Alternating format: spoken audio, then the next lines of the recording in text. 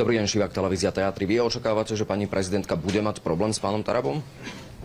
Čo robí pani prezidentka, je jej vec, ale je zrejme, že ak je ďalej podpredsedničkou Progresívneho Slovenska, tak problém bude mať. Ak ho bude mať, my opäť zaujmeme stanovisko, ale potom je to už len svojvôľa a zneužívanie právomoci verejného činiteľa, pretože prezidentka nemá žiaden mandát ani na to, čo robila s Rudolfom Huliakom. Rudolf Huliak je nominant politickej strany. Pani prezidentka si myslí, že žijeme v Amerike a na takéto kroky ona nemá žiadne právo. Ale to neznamená, že Rudolf Huliak raz nebude minister. Ja urobím všetko preto, aby Rudolf Huliak sa dotkol výkonu a tu chcem oceniť aj prístup Tomáša Tarabu, pretože aj keď to môže vyznieť tak, že je tu nejaká rivalita o funkcie, opak je pravdou. Tak ako povedal Tomáš, pri jeho životopise sme zvedaví teda, čo by mohol byť ten argument pani prezidentky. A ak by mala problém, tak už je to len čisto politika a vážna obava o to, že Rudolf Huliak poukázal na vážne veci v tomto rezorte, o ktorých žiaľ Bohu niektoré médiá zamlčujete skutočné fakty. Dobrý deň, Adolf Hanam, televízia Markíza. Pán Taraba, vy ste, keď ste boli v parlamente, tak ste pomáhali napríklad Kufovcom presadiť ten zákon, ktorý by umožnil ľahšie výnimky na ťažbu dreva. Ste vyslovene kritizovali aj napríklad zálohovanie PET fliaš. Čiže v tomto zostanete konzistentní, respektíve čo od vás môžeme očakávať vo vedení toho rezortu, keby sme mohli ísť aj špecificky napríklad ohľadom tej ťažby dreva a či sa tam náhodou bude reflektovať na ten fakt, že brat pána Huliaka je konateľom v takejto spoločnosti a či náhodou teraz neuvidíme Finstat vystreliť úplne do iných výšin, alebo ako sa k tomu postavíte? Vy sa pozrite, ako vyletujú obraty mimovládok, ktoré sú napojené na Enviro Resort. Pokiaľ ide o zálohovanie PET fliaš, vždy som tvrdil, že to je jedna z najväčších zlodejín, aká tu bola urobená, pretože táto spoločnosť má právo určovať, že ktoré firmy dostanú kód na to, aby mohli ich fľašky byť zálohované. To znamená, že táto firma, ktorá mala zálohovať, tak v skutočnosti dáva ako keby povolenku slovenským firmám, že či môžu alebo nemôžu predávať na slovenskom trhu niečo. To znamená, áno, toto budeme otvárať. My budeme otvárať to, ja hovorím ešte raz, my budeme otvárať to, aby súkromná firma, ktorá môže až do 50% obratu určovať bez súhlasu Ministerstva životného prostredia, čo s tými výdavkami urobí, aby štát, ktorý zo zákona zriadil túto firmu, nemal konateľa v tejto spoločnosti. Toto je presne tá forma tunelov, ktoré tu oni narobili. Takže o tomto vy ste nikdy nerozprávali. Tá firma, ja som za recykláciu plastových fliaž, ja som za to, aby sa to nepotúlalo niekde v rybníkoch, na chodníkoch a podobne. Ale ja som proti tomu, aby tu pár subjektov, mimochodom, viete, kto je vlastníkmi tejto akože spoločnosti? Najväčšie obchodné reťazce, najväčšie firmy, ktoré predávajú nealkoholné nápoje na Slovensku. A táto firma sa stala nástrojom toho, že kopu slovenských spoločností prišlo o svoj podiel na trhu, pretože im neboli vydané tzv. Tie zetka. A toto som tu riešil, takže toto sú veci práve, že... dreva, ak by ste mohli? Slovenské drevo sa nebude nikde ťažiť v zónach, kde sa ťažiť nemá. Samozrejme, môžeš odpovedať na to ty. Konkrétne veci, čo budeme v rezorte životného prostredia robiť, vám budeme hovoriť v programu vyhlásení vlády, to je prvá vec.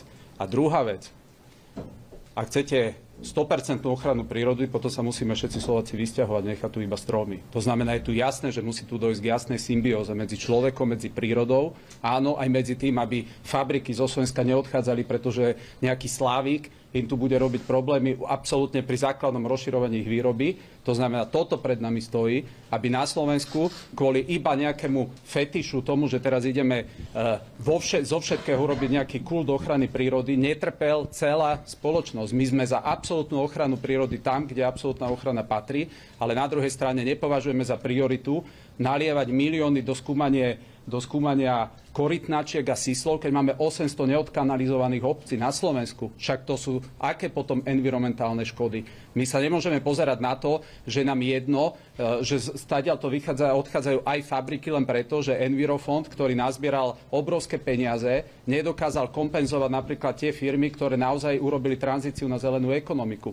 Takže ochrana životného prostredia je dosť komplexný jav len na to, aby sme skonštatovali, že jediný koncept správny je ten, ktorý nám tu diktujú mimovládky, ktoré desiatky miliónov eur ročne brali zo štátneho rozpočtu a z eurofondov.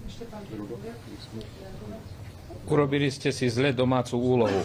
Kronošpan je firma drevospracujúca. To znamená, že od ministerstva pôdohospodárstva cez štátne lesy dostáva drevo podľa zazmluvnených podmienok ako každý iný drevovýrobca, ktorý je na Slovensku.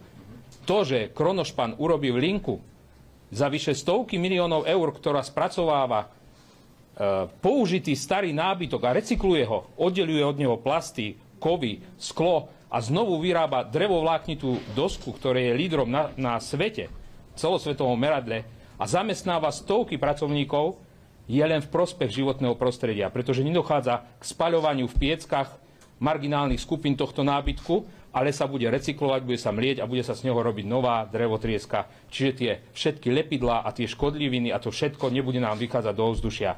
Je to klasicky zazmluvnený partner ministerstva pôdohospodárstva a rozvoja vidieka, podotýkam. Nie životného prostredia. S tým nemá firma môjho brata, kde je konateľom, zamestnancom absolútne nič. Ďakujem pekne. Dobre, posledná otázka, kto má? Bildová RTVS, ak môžem, ja ich mám viac najprv Nie, na vás. jednu otázku. Čo sa týka ostatných teda nominantov, včera ste naznačili, že Jan Krišanda teda nebude ministrom, tak aké meno ponúknete teda do novej vlády? A ak ešte teda môžem, snáď sa Fico poučil, že si musí ctiť svojich koaličných partnerov. Čo ste týmto presne mysleli? Počúvam aj na našom spektre rôznu kritiku k tomu. Mnohí naši voliči nás napomínali, že či naozaj nechceme, aby Fico išiel do Bruselu.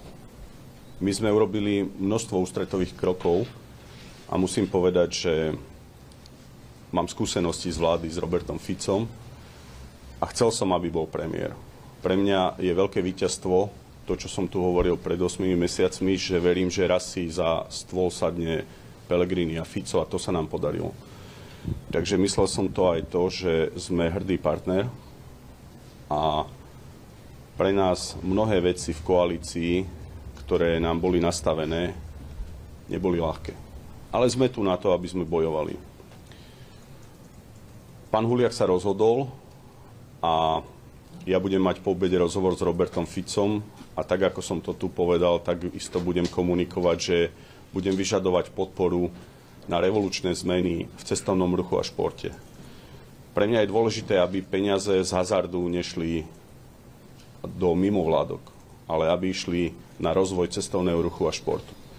My sme zriadili štátneho tajomníka pre šport a fond na podporu športu s 20 miliónovými investíciami a chceme, aby regióny dostávali oveľa viac financií na šport. Kto bude minister, sa dohodneme v rámci klubu, lebo to teraz nie je podstatné. Toto ministerstvo nie je zriadené. Pán Jan Krišanda je zodpovedný za šport, bude štátnym tajomníkom pre šport.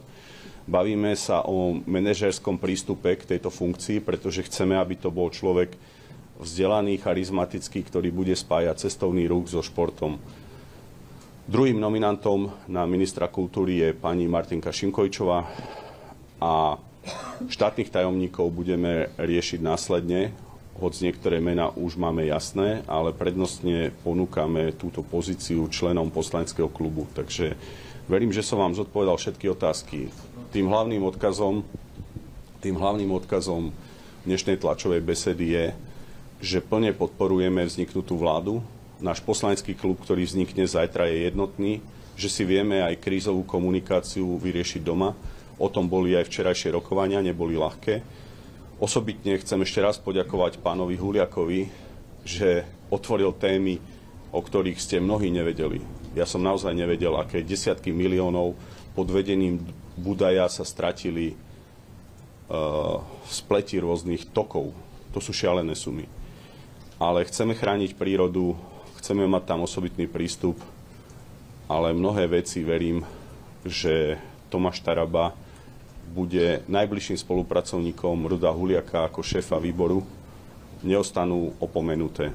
Ďakujeme za sledovanosť, odber a like. Pracujeme na ďalších videách Vaša politická scéna.